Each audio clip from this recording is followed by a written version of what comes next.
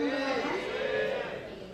Saya coba sedikit sharing tentang satu topik ringan, ya, mengenai bring big data analytics in your hands. Dalam arti big data analytics harus bisa powerful, mudah, dan digunakan oleh business user.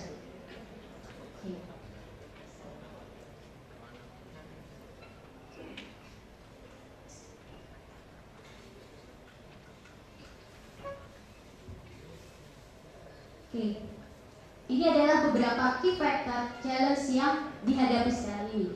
Dari sisi customer, dari sisi konsumer kita sekarang makin lama makin aktif, vokal, demanding, membeli karena value. Artinya, service kita ke customer sangatlah penting. Kalau tidak, dia bicara di sosial media. Yang kedua, globalisasi, tantangan terhadap kualitas, tantangan menghadapi kompetisi, priority untuk memenangkan hati customer untuk mendapatkan high returns dan profit. Yang ketiga ini, data berevolusi. Data begitu banyak, data begitu besar. Bagaimana tantangannya adalah mengubah data menjadi informasi, dan informasi itu mendukung proses pengambilan keputusan dan akhirnya menjadi action. Manajemen informasi adalah pada dasarnya adalah bagaimana kita mengelola informasi untuk mendukung proses pengambilan keputusan. Informasi yang efektif akan menghasilkan keputusan yang efektif pada orang, tempat, dan waktu yang tepat.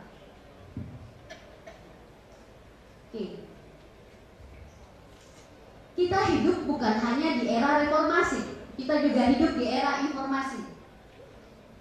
Kita tidak bisa lepas dengan arus data yang begitu kuat, yang jumlahnya begitu besar. Kita seperti hidup dalam lautan big data yang dalamnya makin lama makin dalam tempo waktu yang sangat singkat. Kita harus bisa menjadi aktor dalam big data, bukan hanya sebagai objek, bukan hanya datanya diambil, tapi kita harus bisa memanfaatkannya ini menjadi aktor dalam implementasi big data.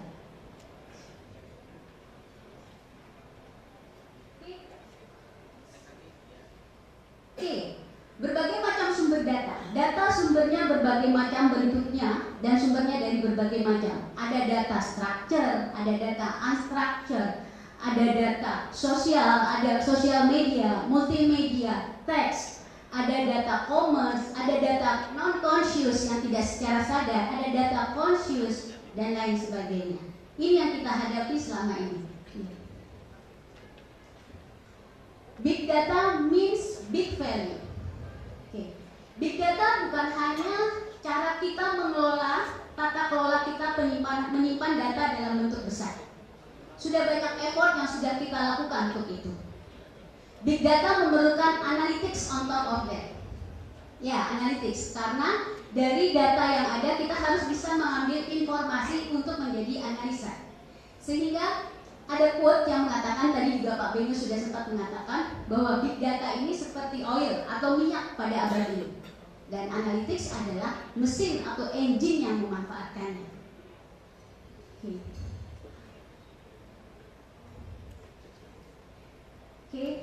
Big data adalah big opportunity selama kita bisa melihat insight value yang ada di dalam data tersebut sehingga bisa menjadi business value. Bagaimana big data ini memberikan mensupport dalam proses pengambilan keputusan, menghadapi kompetisi, dan bagaimana ini menjadi support untuk mengembangkan produk inovasi. Ini berbagai macam industri yang sudah mengimplementasi big data: banking, insurance, telco, energi, media, government, travel, dan lain sebagainya. Pemanfaatannya sudah cukup banyak. Di sini saya coba akan membahas beberapa key factor yang dibutuhkan dan diinginkan oleh business user dalam mengakses big data. Pertama, cepat, nggak pakai lama. Kedua, mudah, gampang. Tetap powerful dan fleksibel. Self-service dan visual. Self-service bisa dilakukan oleh business user sendiri dan bisa dilakukan dengan visual. Oke, kalau kita melihat seperti ini, akan susah kita bisa melihat berapa angka 9-nya. Tapi kalau kita berwarna, akan sangat mudah. Artinya, human visual manusia itu sangat powerful. Atau seperti ini, bagaimana kita bisa tahu region mana yang leading. Tapi kalau dengan picture atau gambar seperti ini akan jauh lebih mudah. Human visual manusia sangatlah powerful. Kita dianugerahi oleh Tuhan atas sistem visualisasi yang sangat powerful tersebut. Melalui visualisasi kita bisa membaca angka melalui gambar atau picture. Oke, dengan melalui visualisasi kita bisa mengerti dan membaca data dengan mudah. Easy to use for everyone and self-service. Bisa dilakukan oleh business user sendiri. Tidak depend, sehingga tidak depend terhadap sekelompok orang atau orang dengan kemampuan teknikal tertentu.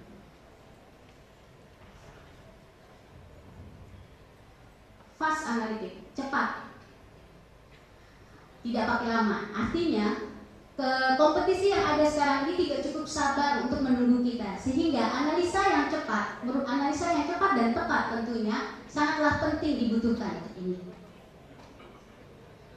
Oke, tadi saya sudah membahas berbagai macam sumber data. Analisa yang dilakukan harus cukup powerful dan fleksibel untuk mengcombine berbagai macam tipe data ini menjadi satu analisa yang bermanfaat dan berguna.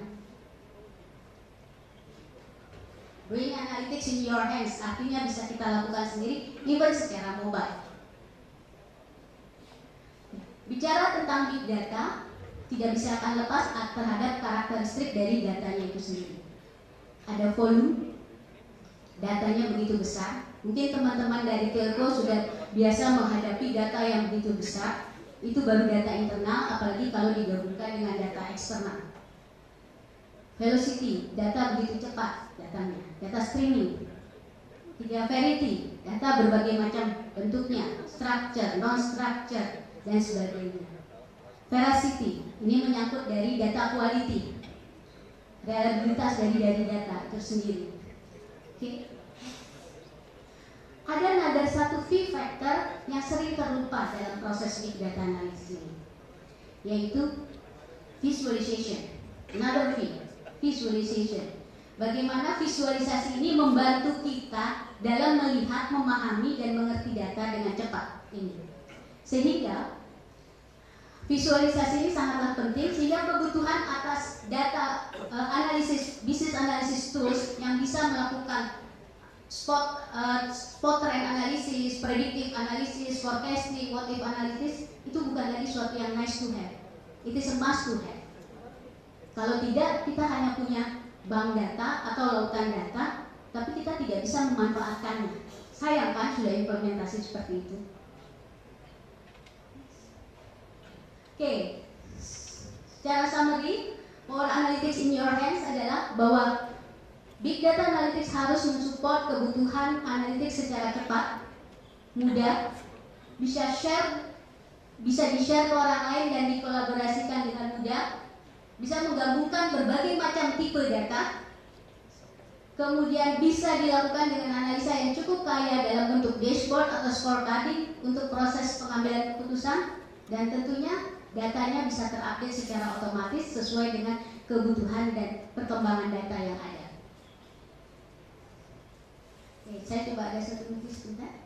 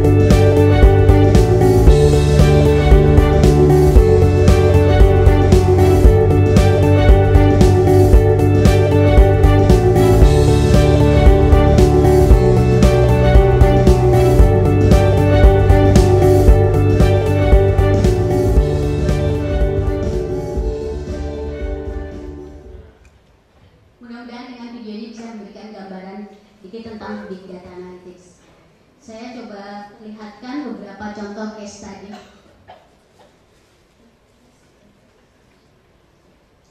Oke, ini eBay melakukan big data analytics untuk melihat customer behavior analytics-nya.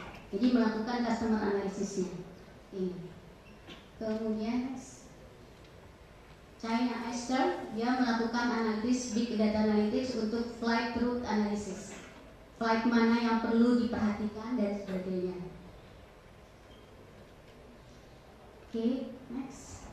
Sampel analisis yang kita sudah kembangkan, contohnya di top 10 airlines analysis, flight analysis. Oke, based on militer. Kemudian ini analisa untuk retail, melihat pola customer belanja misalkan ke Alfamart, ya, pola kunjungannya adalah seperti apa, dan dilihat dengan karakteristik orangnya. Jadi kalau seorang misalkan baby shopper atau single woman, biasanya meninjau tempat-tempat mana aja. Oke, social media networking ini juga sering banyak dibahas, tapi adalah untuk melihat siapa sih yang paling connected terbanyak dan bisa menjadi brand ambassador dari satu produk. Next. Oke, ini visualisasi, satu contoh visualisasi tentang kondisi earthquake di seluruh dunia. Dan ternyata dari tahun 73 sampai sekarang Aceh yang terbesar yaitu 9,1 Richter, compare to Jepang 9 Richter. Ini maritim dashboard analisa dari kapal-kapal yang lewat di Batam, di perairan Batam. Jadi ini datanya data streaming untuk ini pada jangka waktu tertentu.